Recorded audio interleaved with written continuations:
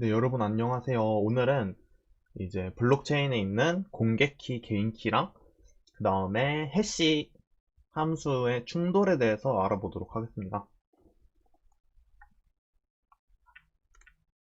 일단 공개키, 개인키 관련 영상을 하나 추천드릴게요. Simply Explained라는 그 외국에서 만든 그런 유튜브 채널인데 되게 설명을 잘 해놨어요. 근데 다만 이게 영어로 돼 있어가지고 이제 제가 하는 설명 한번 듣고 이걸 한번 더 보시면은 아마 이해하시기 좋을 것 같습니다. 그래서 이거 보는 거를 꼭 추천드리고요.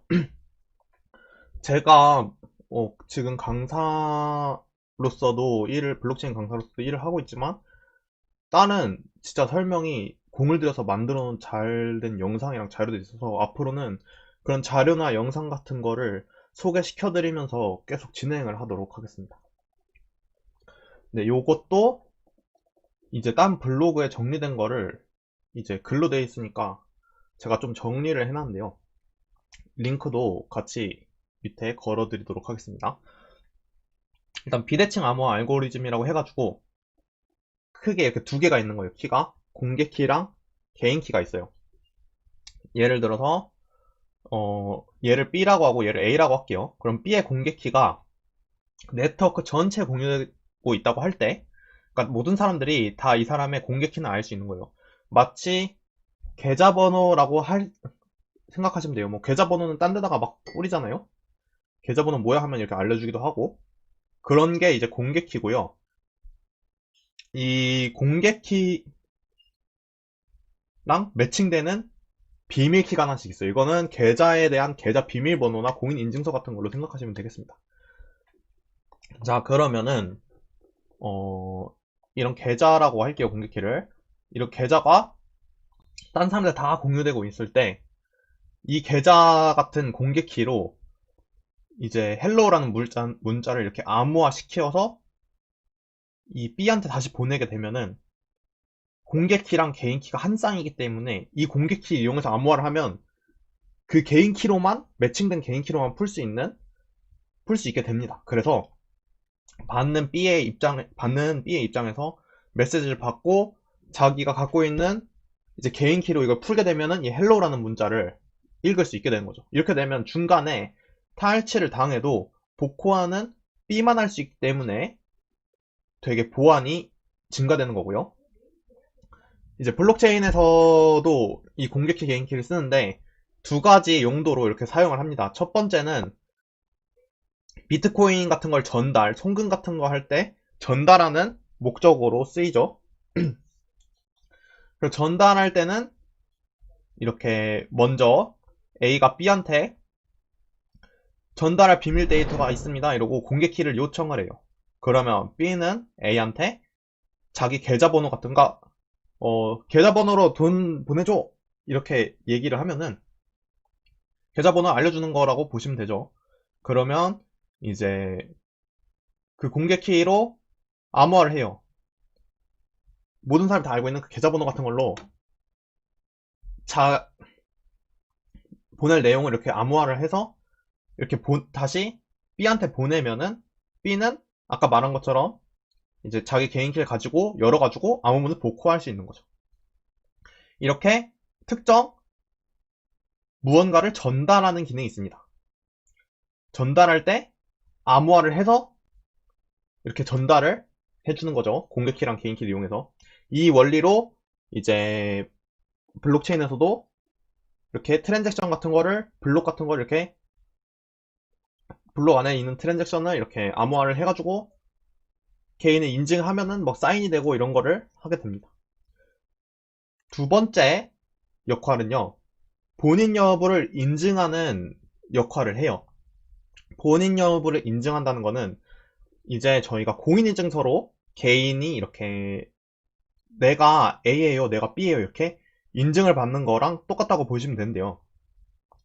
어, 지금 A가 B한테 이제 인증을 하기 위해서 A의 개인 키로 제 인증서 같은 걸 이렇게 암호화를 해요. 개인 키를 해서, 그러니까 암호화를 해서 암호문을 B한테 보내요.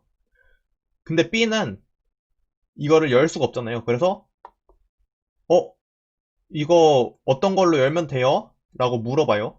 아이고. 네. 어떤 걸로 열면 돼요? 라고 물어봐요. 그럼 공개키를 안 나가? 아, 이 공개키로 열으세요 하고 줄 거예요.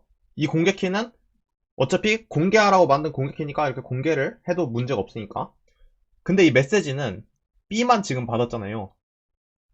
그러니까 B가 이 공개키로 이 메시지를 열어보면은 이 개인에 대한 인증사항이 이렇게 들어가 있는 거죠. 그러니까 한마디로 공개키로 암호화를 해서 개인키로 풀 수도 있고 개인키로 암호화를 해서 공개키로도 풀 수 있는 거죠. 그래서 공개키로 암호화해서 개인키로 풀 때는 뭔가 비밀 데이터를 전달할 때 쓰고요. 개인키를 암호화해서 공개키로 풀 때는 공인인증서 같이 이렇게 그 서명, 내가 맞을 걸 증명할 때 서명 같은 걸 할 때 이렇게 사용을 합니다. 요거를 이렇게 한번 컨셉 이해하시고 아까 말을 링크로 걸어드린 영상이랑 이 블로그 글을 보시면은 아마 이해가 더 쏙쏙 잘 가실 거예요.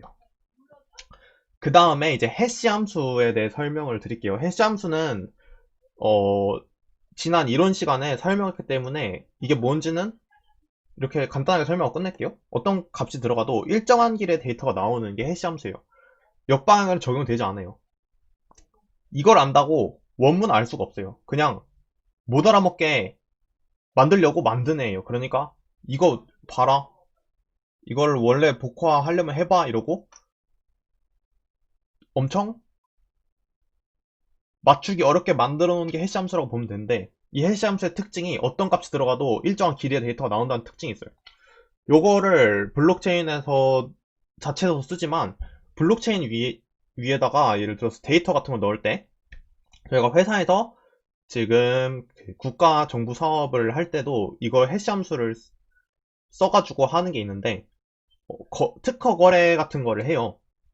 그러면 이제 특허에 있는 뭐 계약서 같은 거를 PDF로 넣어요. 근데 이 PDF 같은 거를 이 바이트로 이렇게 그 컴퓨터 코드로 바꿀 수가 또 있어요. 컴퓨터 코드로 바꾸게 되면은 이제 그 스캔을 했을 때의 뭐 픽셀 값이 완전히 다 똑같을 수는 없잖아요. 막 똑같은 문서를 이렇게 복사를 한다고 해도 좀 바뀌면은 티가 더 나니까. 아무튼 이런 식으로 그 문서를 데이터화하고 그걸 해시해서 해시 값을 저장했다가 나중에 이렇게 비교를 해줘요. 해시는 결국에는 한 방향으로만 적용되기 때문에 그 문서가 나중에 위조가 되면 다른 해시 값이 나오게 되는 거거든요. 아무튼 이렇게 해시 함수를 이렇게 여러 방향으로 활용할 수가 있는데 이 해시 함수를 써서 문제가 발생할 수도 있어요. 그게 바로 해시 충돌인데 해시 충돌이 뭐냐면 얘네가 설계는 암호했을 때 다시 평문으로 복구할 수 없는 걸 목표로 설계했지만 충돌이 일어나는 값을 알아내면 조작이 가능하다는 겁니다. 블록을 만들 때 그 블록의 헤더 정보를 해시한 게 그 블록의 해시 값이 나와요. 근데 이제 예를 들어서 똑같은 다른 값을 넣었는데 똑같은 해시 값이 나온 걸 알아냈어요. 그렇게 되면은 블록 내용을 싹 바꾸고 해시를 다시 돌려서 원래 있던 해시랑 똑같으니까 그 블록을 바꿔치기 할 수 있겠죠. 그러니까 논스 값을 조정해서 해시 값을 만들어내는데 이제 다른 값이랑 섞이는 논스 값을 찾아내면은 이전 블록을 조작할 수가 있는 거예요. 이론적으로. 근데 해시 충돌 찾기가 매우 매우 어려워요. 왜냐면 이게 이 경우의 수가 우주에 있는 원자의 수만큼 2에 256승 막 수보다 더 많이 있기 때문에 이 값을 찾아내기가 매우 매우 어렵고요.